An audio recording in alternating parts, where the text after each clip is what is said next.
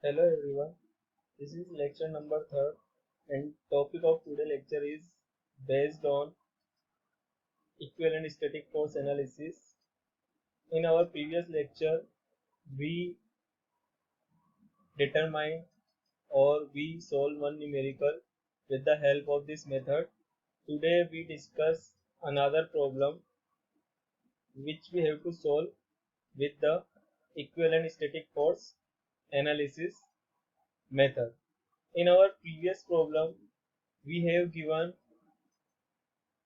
floor mass and roof mass directly in our example. But today, the numerical which we discuss here, we have given dead load and live load. With the help of dead load and live load, we have to find the floor mass and roof mass. After that, we have to find the base shear, lateral force on each floor, and shear force. So let's begin. This is the problem in which we have given plan and elevation of 4-story RCC school in shown in figure. The intensity of dead load is 12 kN per meter square including column, beams and walls. Means this load is include columns, beams and walls. And live load is 4 kN per meter square. This building is situated in Zone 4. The type of soil encountered is medium soil and it is proposed to design the building with a special moment resisting frame. Determine the seismic and shears at each floor level using static coefficient method or equivalent static analysis method. So we have given one plan and we have given one elevation for that examples.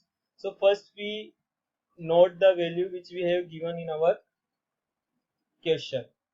Building is 4-story building. It is a school building. It is in zone 4. Type of soil is the medium soil. It is designed for special moment resisting frame. Or we have to determine seismic and shears at each floor level using static coefficient method. So here we have a plan. This is the beam and this is column.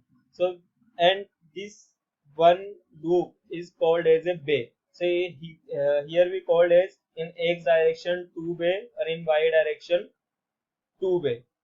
Generally in your question they given in x direction you have 4 bay 4 meter or in y direction 4 bay 4 meter like this. So here we have given 4 meter means here we have 2 bay at the rate 4000 mm or 4 meter.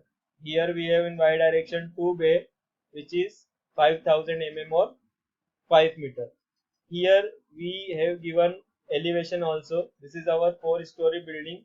Each floor have an height of 3 meter, 3 meter, 3 meter.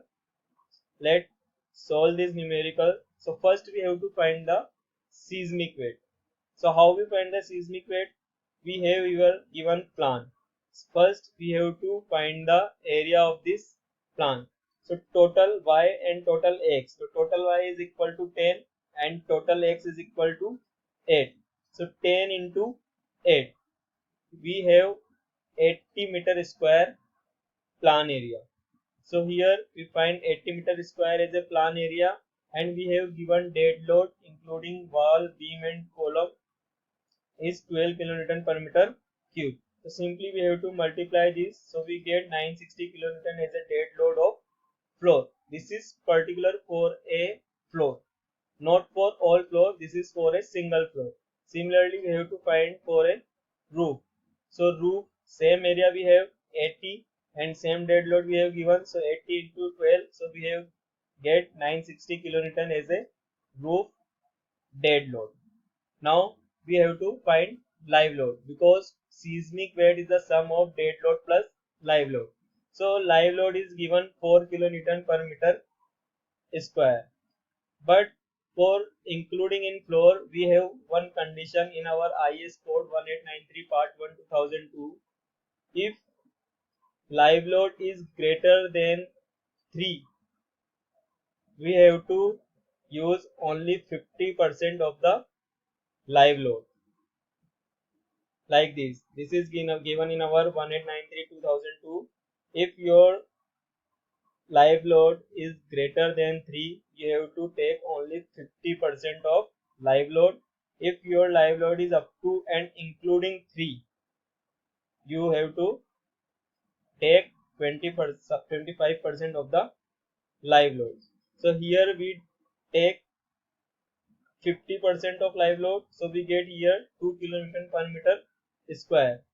So for 2 kilonewton per meter square, we have to multiply with area of the plant. So here we multiply with area of the plant, we get 160 kilonewton per meter square. Sorry, here we get 60 kilonewton only, not per meter square. 60 kilonewton. So live load is 160 kilonewton for floor. In the roof, we have given one condition. We have not count imposed load, which is given in clause number 7.3.2, in which they said there is no need to calculate imposed load for design seismic force of the structure. That's why live load on roof is equal to 0. So we have total dead load on floor is 960 plus 160. So 960 plus 160, and we have 4-story building, then 3 floors and 1 roof. So we have to multiply here with 3. So we get 3360 kilonewton as a weight of floor, and roof is equal to 960 plus 0 because live load is 0. So here 960 is the load of roof. So total load is equal to 4320 kilonewton. After finding the seismic weight, we have to find the AH, because we know that for finding the base shear we have one formula, VB is equal to AH into W. So we have to find VB. So VB is equal to AH into W. We already find W. Now we have to find AH. So AH is equal to Z by 2 into I by R into SA over G. We already know that Z is the zone factor, and in our question we have given zone 4. So for table number 2 IS 1893, we directly get this value. So for zone 4 we have zone factor is equal to 0.24. That's why here we write 0.24 as a Z value.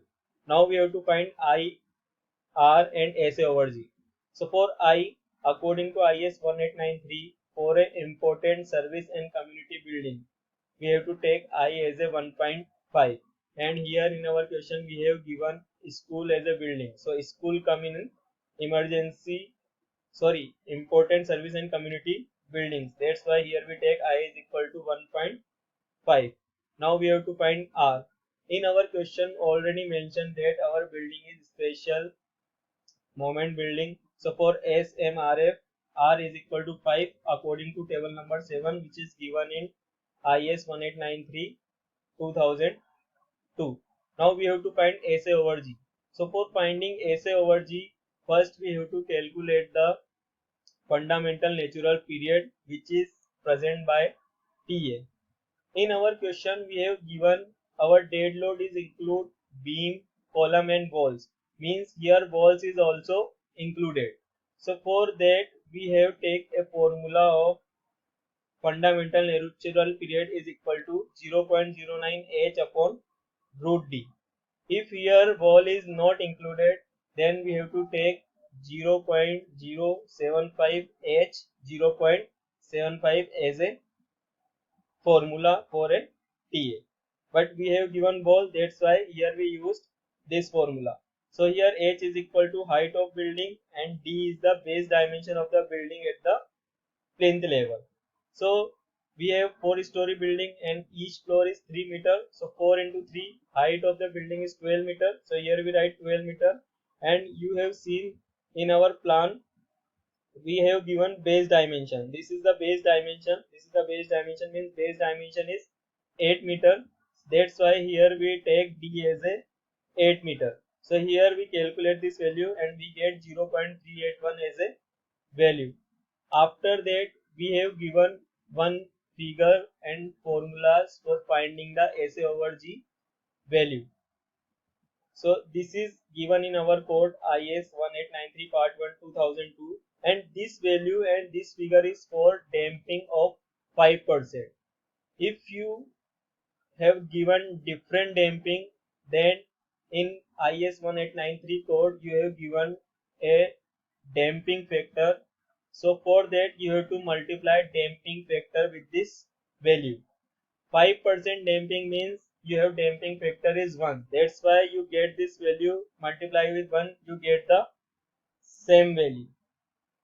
So here we get 0.381 as a value, and our soil is medium soil. So from this formula we have medium soil and our value is lie between this value. So SA over G value is 2.50. So here we take SA over G value is 2.50. Now we have find all values which we have to use for finding the AH. So simply we have to put this value is an AH formula and we get 0.09 as a answer. Now VB is equal to 0.09 into W means AH into W. So here we multiply this and we get 388.8 kilonewton as a answer. Now we have to find lateral force on each floor. For that we have one formula which is given in IS 1893. QI is equal to VB WI square divided by WJ ka whole square. Here J is equal to 1 and N. So we have to prepare one table for that, in which we write floors number, WI value, HI value, then WI HI square, summation of WI HI square, VB, Q and shear force. So simply here we write floor numbers. We have now each floor weight. So here we write each floor rate, and this is fourth one is the roof floor. That's why here we write roof value. And we have now all height from the base. For first floor 3 meter, second floor 6 meter, third floor 9 meter, and fourth floor 12 meter. Simply we have to multiply this value, we get this answer, and we sum this value, we get this answer. So with the help of this formula, we have to find the lateral force on each floor. So simply we get this value with the formula as a floor wise. And for finding the shear force, we have given in IS 1893 2002, it is the sum of design lateral forces at all levels above the story under consideration. Means if you have to find shear force at first floor, so you have to add all lateral forces which you have find. So for first floor you add all base shear or lateral force of each floor, you get this value. For second floor you have to add this value. For third floor you have to add this value. For second floor you have to add this value, and fourth floor you have same value. Means if you have to find shear force at a first floor, so you have to add all lateral force of above floors and roof, so you get easily the shear force value.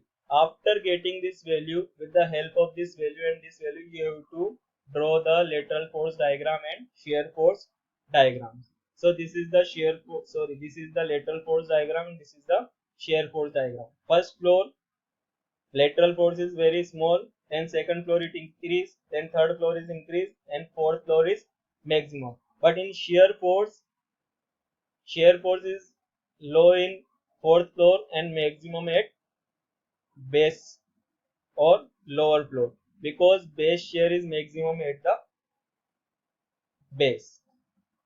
So this is the example we have to solve with the help of this equivalent static analysis method. Thank you.